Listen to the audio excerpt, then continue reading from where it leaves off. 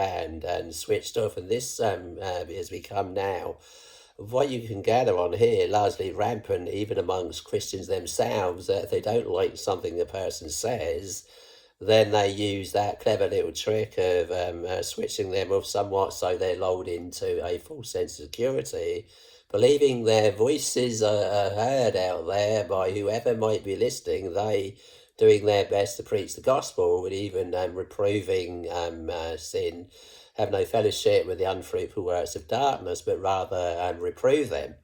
Well, if you have no fellowship with the unfruitful works of darkness and you reprove various sites and expose their wrongdoings, then all a person on that site has to do is switch you off. The very thing they're choosing to expose themselves in society, they were headed for a society that could eventually switch a person off, that can eventually cut a person off economically. No man might buy or sell save he that had the mark of the name of the beast society.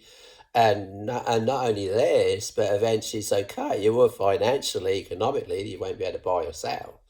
And therefore even cut off your very life, cut off your voice, cut off your influence, cut off your economically, and therefore cut off your very life. Wow, it's quite sharp to realise, come to the realisation that this is a sin now rampant amongst the Christians, that they are switching each other off. That if they don't like something a person says, then they switch them off. Well, what did Jesus say about all of this? Where should we draw the line with cutting each other off, or switching each other off? If thy right hand offend thee, Jesus said, cut it off. What do? Just lop it off because someone commits a few sins against you. Well, Jesus gave a large talk on this very subject, love and forgiveness, the very essence, really, of Jesus' whole ministry on earth. He came to offer the world love and forgiveness.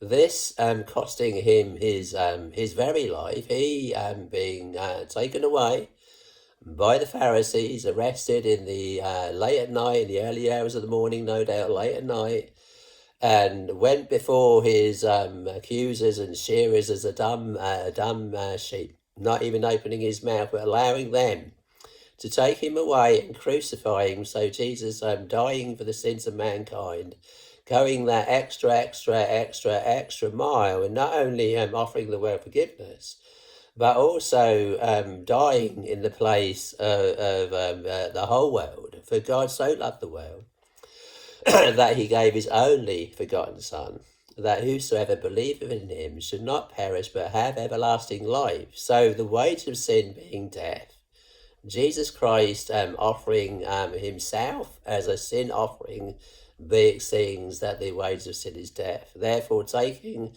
in this respect the punishment for the whole world,